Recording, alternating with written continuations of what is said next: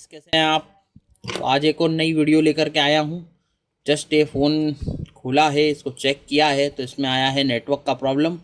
Customer के सामने खोलना पड़ता है। तो फ़िलहाल अभी जो आप देख सकते हैं Realme C25Y है और इसका RMX मॉडल है 3269।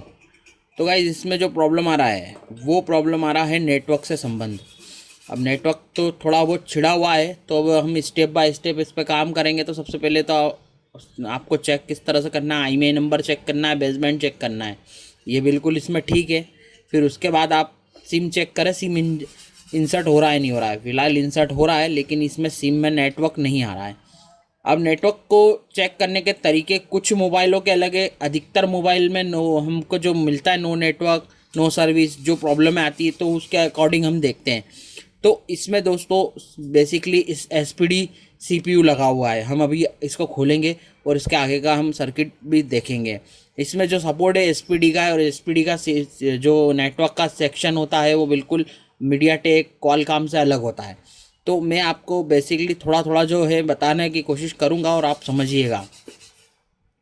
तो सबसे पहले हम नेटवर्क परफॉर्मेंस में ये देखेंगे कि ये चीज़ हाइट तो नहीं है। हो सकता है कि SPD में भी हो, फिलहाल अभी मेरे पास ऐसी कोई शिकायत आई नहीं है। अधिकतर नो नेटवर्क वगैरह की आती है, तो यहाँ पे हाइट तो नहीं है। यहाँ सबसे पहले आप ये देखिए सिलेक्शन हो रहा है या नहीं हो रहा है। यदि सिलेक्शन नहीं होता या फिर हाइड होता, तो हाइड होता तो हम जो है इसमें भी WTR जैसा एक सपोर्ट दिया हुआ है रहता है, तो वो बदलते या फिर उसको चेक करते कि इसमें वोल्टेजेस वगैरह GR वगैरह ले रहा है नहीं ले रहा है। अभी हम आगे चेक करेंगे स्टेप बाय स्टेप। फिलहाल मैं आपको जो बेसिकली चेक करना है, आपको क्या क्या करना है, तो यहाँ पे ना तो हाइड है और ये सिलेक्ट भी हो रहा है, तो यहाँ पे तो कोई प्रॉब्लम नहीं है। अब यहाँ पे मैनुअल चेक करते हैं क्या ये नेटवर्क यहाँ शो कर रहा है या नहीं कर रहा है मैनुअल में। तो यहाँ पे हम देख लेते हैं क्या यहाँ पे अवेलेबल है। यहाँ पे देखिए गाइज नो नेटवर्क फाउंड आ रहा है और यहाँ पे अवेलेबल नहीं है। तो गाइज यहाँ पे जो इशू हो सकते हैं वो 2-3 प्रकार के इशू हो सकते हैं, वो हम आगे चेक करेंगे। फ़िलहाल नेटवर्क जो है किसी भी तरह से हमने चेक किया है वो नहीं आया है। यदि नेटवर्क को हम यहाँ पे मैनुअल करते और कुछ लिस्ट शो करता और वो लिस्ट पे अप्लाई नहीं होती, तो वो PF की दिक्कत हो सकती है हमारे 4GPA की। फ़िलहाल यहाँ पे दूसरी दिक्कत है। तो सबसे पहले हम बेसिक चीज़ों पे हम चेक करेंगे। पहले कूल टेस्टिंग फिर हॉट टेस्टिंग करेंगे। अब इसको हम फ़ोन को करते हैं स्विच ऑफ और इसमें सिम कर देते हैं बाहर, और उसके बाद हम नॉर्मली इसको चेक करेंगे। काफ़ी अच्छा वीडियो होने वाला और काफ़ी अच्छी आपको इसमें समझ में आएगा।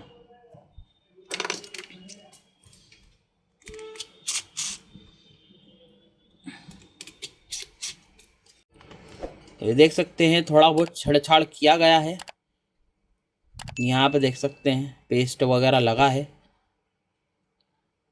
तो अब हमें ये पता नहीं है कि कहाँ पे हमको GR लेना है, कहाँ पे 1.8 की सप्लाई है, कहाँ हमारा VBAT की लाइन है, कहाँ हमारा जो है VPH की लाइन है।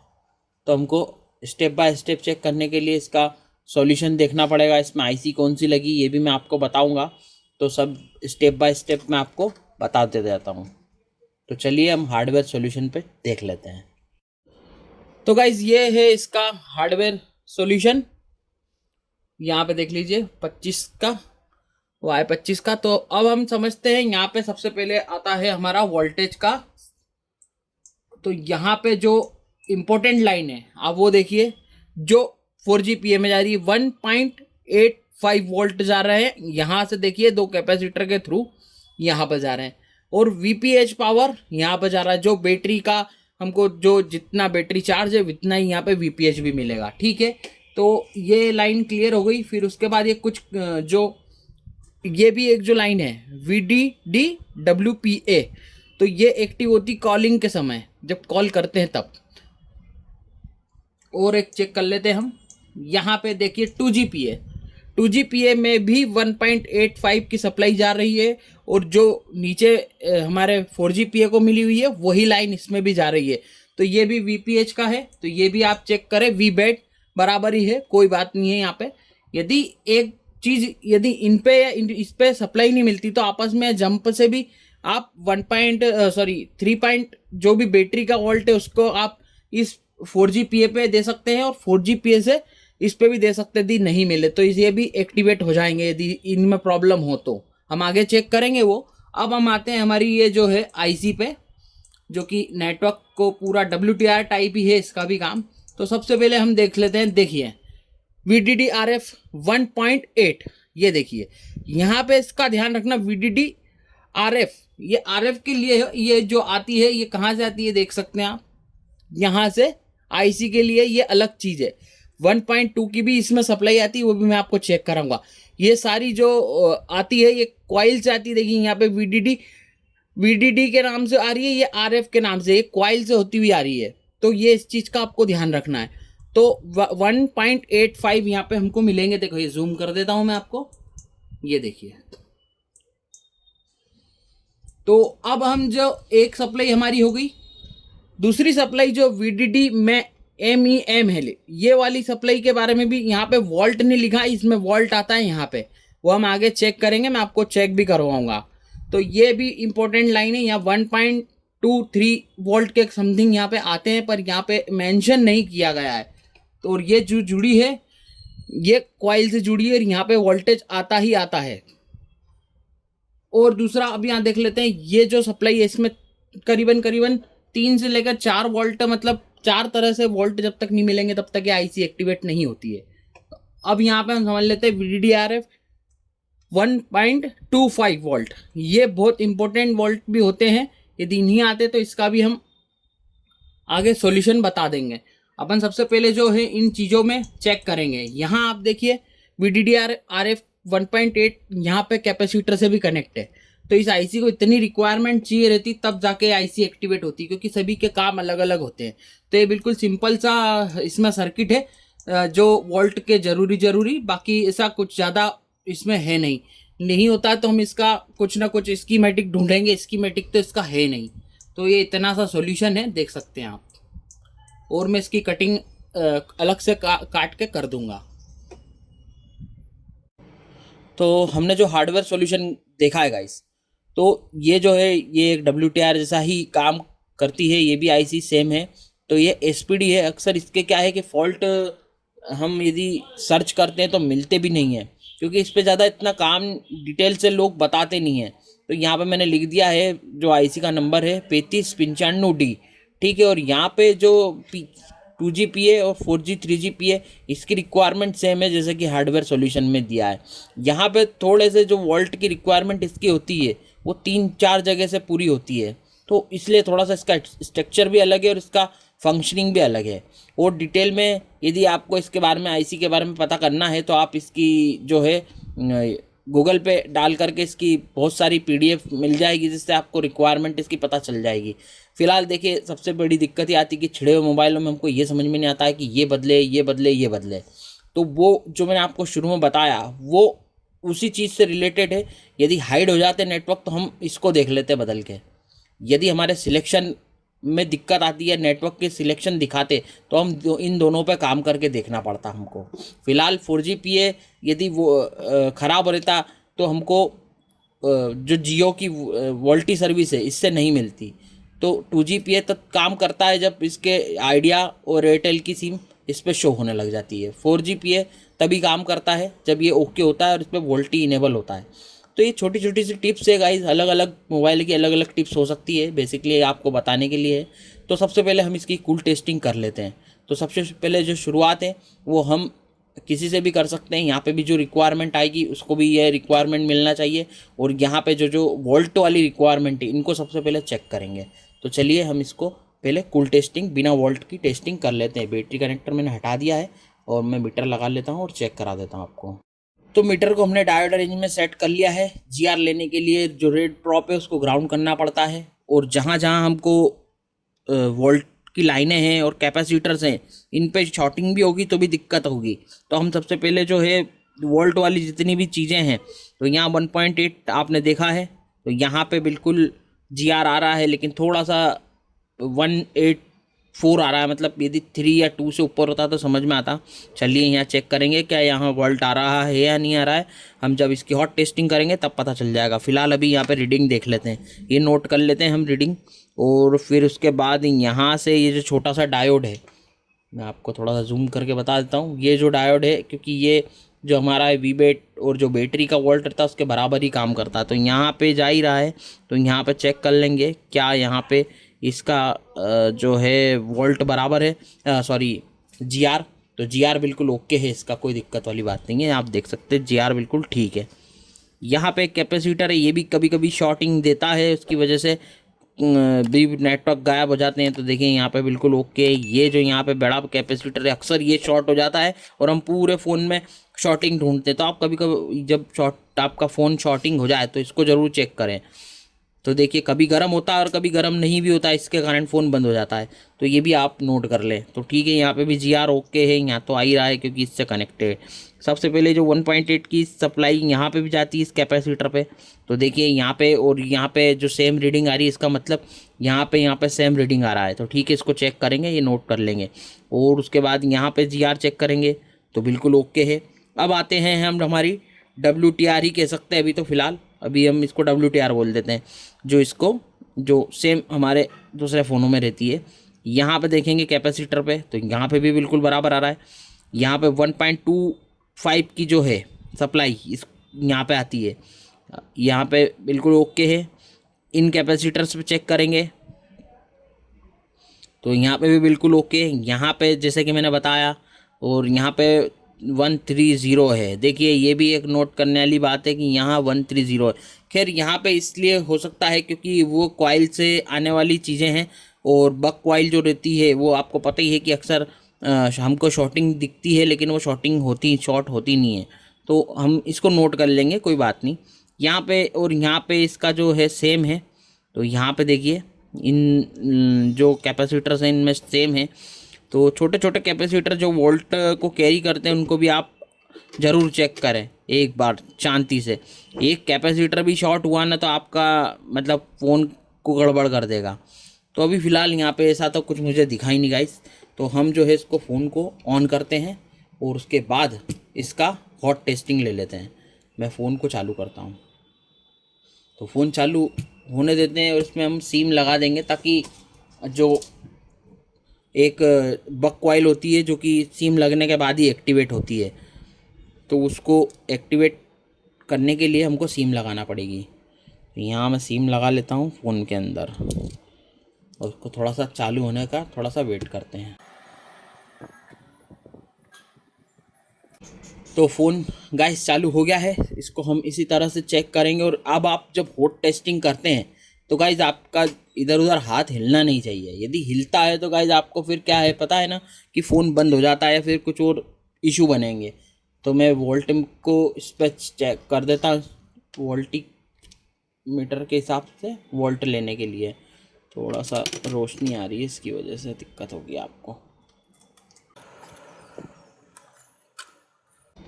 अब ध्यान से देखिएगा गाइस। अब हम जो है यहाँ जीआर लेने वाले हैं। सबसे पहले जो है हम इस आईसी पे ले लेते हैं। देखिए यहाँ पे हम यहाँ से शुरू कर देते हैं, 2GPA से शुरू करते हैं। तो फिलहाल 2GPA पे देखिए जो एक्टिवेटेड वोल्ट आने चाहिए 2G 3G में ये बराबर आना चाहिए, जो कि बैटरी के वोल्ट के बराबर हैं। तो यहाँ पे वोल्ट आ रहा है और यहाँ पे 1.8 का सप्लाई आता है इसके छोटे से कैपेसिटर पे।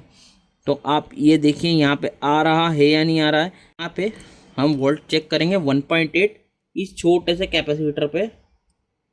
तो ये देखिए 1.8 और जो सप्लाई हमको यहाँ पे एक्टिवेटिंग सप्लाई मिलनी चाहिए वो भी मिल रही है। अब हमारे नीचे आ जाते हैं हम, जो PA है PA को चेक कर लेते हैं। तो देखिए यहाँ पे भी PA पे भी इतना ही आएगा गाइस, क्योंकि PA जो है सप्लाई एक्टिवेट करने के लिए होती है। इस कैपेसिटर पे देख लेते हैं, इस कैपेसिटर पे फ़िलहाल तो कुछ भी नहीं है। यहाँ पे हम 1.8 की सप्लाई देखते हैं तो यहाँ 1.8 मिल रहा है गाइस। यहाँ पे देख लेते हैं तो यहाँ भी 1797 ठीक है, कोई बात नहीं, इतना मिलता है। और इसी से कनेक्टेड ये कैपेसिटर्स है तो बिल्कुल यहाँ पे मिल रहा है। और जैसा कि मैंने बताया आपको, यहाँ पे ये देखिए 1.3334। तो यहाँ पे जो हार्डवेयर में मिस्टेक की गई है, देखिए यहाँ वोल्ट बताने थे लेकिन यहाँ पे बताया नहीं गया है। तो ये ही होता है गाइस कि आप रट्टा ना मारें और बिल्कुल समझ के काम करें। और यहाँ पे जो कैपेसिटर है हमारा, यहाँ चेक करते हैं तो गाइस यहाँ पे 1.2 की सप्लाई गायब है। फ़ोन तो चालू है और आप देख सकते हैं यहाँ 1.2 का सप्लाई गाइस यहाँ पे मिसिंग है। यहाँ पे 1.2 का सप्लाई नहीं आ रहा है, तो इसके कारण ये आईसी की रिक्वायरमेंट पूरी नहीं हो रही है। तो हम थोड़ा सा और हार्डवेयर स्कीमेटिक देख लेते हैं कि हमको क्या करना है आगे। फ़ोन बिल्कुल ओके है, क्या हम इसका कुछ सॉल्यूशन कर सकते हैं, तो मैं इसका आपको बता देता हूँ।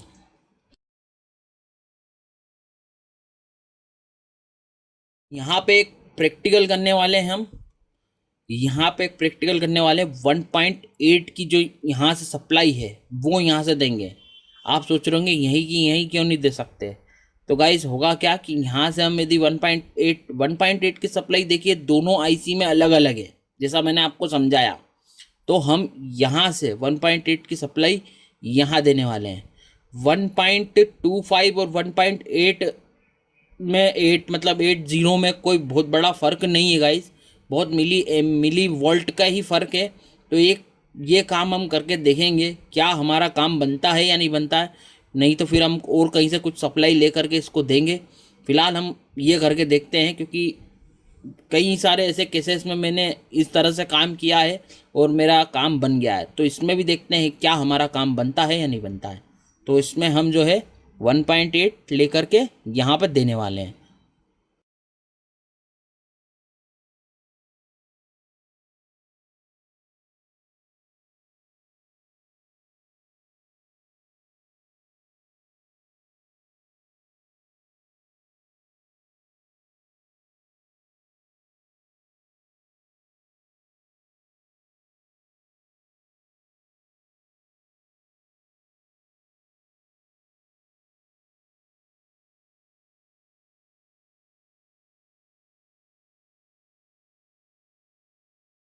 तो गाइस यहाँ से सप्लाई हमने दे दी है। यहाँ से 1.8 का जंपर लेके हमने 1.2 पर दे दिया है। तो आई होप कि आईसी एक्टिवेट होगी और नेटवर्क आ जाए। तो हम इसको फ़िलहाल पहले चालू करेंगे। क्या फ़ोन चालू हो रहा है? तो बिल्कुल चालू हो रहा है। कई बार ऐसा भी देखने में आता है कि कुछ ऐसे जंपर लेते हैं तो चालू नहीं होता है। तो इसके लिए फिर क्या होता है, सर्किट बनाना पड़ता है। वो जब भी कभी ऐसी सिचुएशन आएगी तो मैं आपको वो वीडियो भी बताऊंगा कि सर्किट किस तरह से बनाया जाता है। यदि हमको कुछ वोल्टेज की रिक्वायरमेंट होती है और इधर उधर से नहीं मिलता है, यदि इधर उधर से मिलता भी है तो गाइस क्या होती है, फिर उस चीज़ की जो रिक्वायरमेंट होती है उसमें से हम आधा इधर दे देंगे। कहने का मतलब वही हुआ कि जो पाइप से प्रेशर आ रहा है हमने दूसरी जगह दे दी तो उसका प्रेशर कम हो जाता है। तो वोल्ट में थोड़े से एम्पियर भी होते हैं। तो 1.8 की जो पीएफ को सप्लाई मिलती है इसमें प्रॉपर एम्पियर होते हैं, इसमें कोई फ़र्क नहीं पड़ता इधर उधर देने से। तो अभी हम देखते हैं। फ़िलहाल अभी नेटवर्क नहीं आएगा गाइस, क्योंकि यहाँ पे देख सकते हैं जो टिप्स है वो हमारे हमारे इसमें लगे हुए हैं, देखिए। तो वो लगाना पड़ेगा। तो फ़िलहाल अभी जो है हम देख लेते हैं कोई हीटिंग इश्यू तो नहीं है, ये जरूर चेक करें। हुआ ये है कि जो आईसी या फिर कॉइल से यहाँ पे वोल्ट नहीं आ रहे हैं, इसकी वजह से प्रॉब्लम हो सकती है। तो हमने एक छोटा सा एक तुक्का मारा है, देखते हैं हम इसमें सफल हो पाते हैं नहीं। देखिए यहाँ पे हम वोल्ट चेक कर लेते हैं। तो वोल्ट यहाँ पे हम चेक करेंगे जहाँ हमने जंपर दिया है। फ़िलहाल आ ही रहे होंगे क्योंकि यहाँ पे हमने जब जंपर दिया है तो यहाँ पे देखिए वोल्ट हमको मिलने लगे हैं विदने ही 1.85 के समथिंग, क्योंकि यहाँ से यहाँ तक का हमने जो जंपर लगाया है तो मिलना चाहिए। तो गाइस इसको फिटिंग करना होगा, तो देखना, क्योंकि ये पूरा अनफिटिंग रहेगा तो ठीक से अब काम नहीं करेगा। तो हम देखते हैं क्या नेटवर्क इसमें हमारा आया है या नहीं आया है।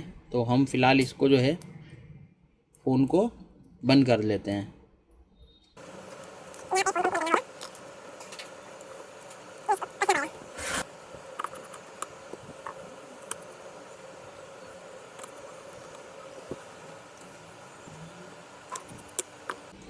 अभी कुछ नट लगा लिए हैं मैंने। अब इसको थोड़ा सा हमको इसका बैक पैनल भी लगाना ही पड़ेगा, क्योंकि बैक पैनल में आपको बता ही दिया नेटवर्क का जो एंटीना है वो बैक पैनल में लगा है।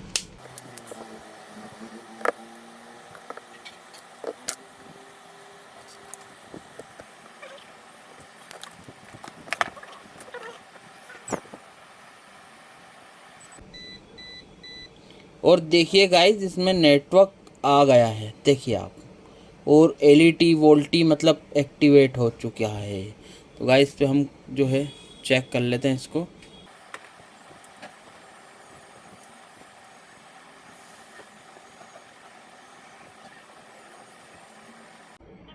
और देखिए गाइस इसमें कॉलिंग होने लगी। आपका रिचार्ज पैक समाप्त हो चुका है और OTP पाने की और दोस्तों हमारा ये जो हमने जुगाड़ बनाया है, मतलब एक जंपर का जुगाड़, वो बिल्कुल ओके हो गया है। देखिए आप, नेटवर्क आ गया है, नेट वगैरह भी कम्प्लीटली इसमें चल रहा है, क्योंकि वोल्टी आ गया है तो जियो का भी सिम इसमें चलेगा।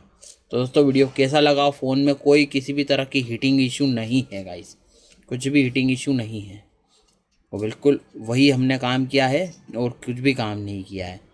तो इस तरह से दोस्तों आप भी, उम्मीद है कि यदि ये SPD वाला आता है और यदि ये सप्लाई मिस होती है तो आप इस तरह से काम कर सकते हैं।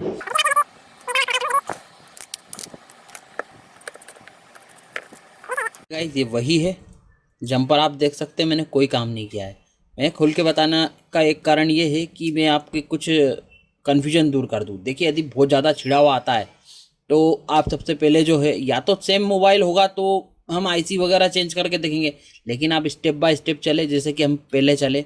और यदि छिड़ा हुआ आता है तो आप इस IC को भी रिवॉल्व करें और इन PF को भी रिवॉल्व करें, और ये देखें कि PF वगैरह बदले तो नहीं, क्योंकि इसका नंबर ही अलग है गाइस, ठीक है, नंबर ही अलग है इन चीज़ों के। और इन दोनों ICO के नंबर में भी मैं मेंशन कर रहा हूँ। ये देखिए शॉर्टकट मैंने लगा दिए हैं, दोनों तीनों के फ़ोटो लगा दिए, तीनों IC के, तो आपको समझ में आ जाएगा। ठीक है गाइस, अब इसको मैं एक बार और आपको चेक करा देता हूँ, क्योंकि संतुष्टि ज़रूरी है वो चीज़, तो क्योंकि हर किसी के दिमाग में शक पैदा कर देती है, तो उसको दूर करना ज़रूरी है। तो यहाँ पे हम देख लेते हैं कुछ शॉर्टिंग तो नहीं होगी। यहाँ पे हम एक कागज़ लगा देते हैं ताकि हमको प्रॉब्लम ना हो, क्योंकि यहाँ कंपोनेंट है।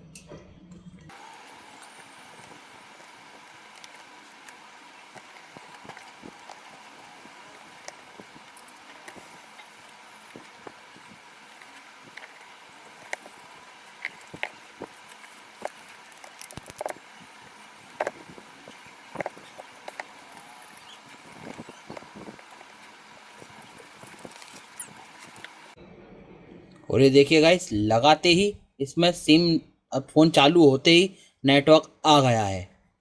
ठीक है, बिल्कुल अच्छे से वर्क कर रहा है, नेट भी ऑन हो रहा है, कोई प्रॉब्लम नहीं आ रही है इसमें। नेटवर्क कम इसलिए मिल रहा है गाइस क्योंकि मेरी शॉप अंदर है मार्केट के, इसलिए कम आ रहा है। और मेरी शॉप में इतना भी नेटवर्क आ रहा है आइडिया का, तो बिल्कुल बाहर परफेक्टली आएगा, क्योंकि ये बिल्कुल मेरा प्रैक्टिकल का किया हुआ है। तो मैं इसमें कॉलिंग करता हूँ वापस से, वही कस्टमर केयर पे है।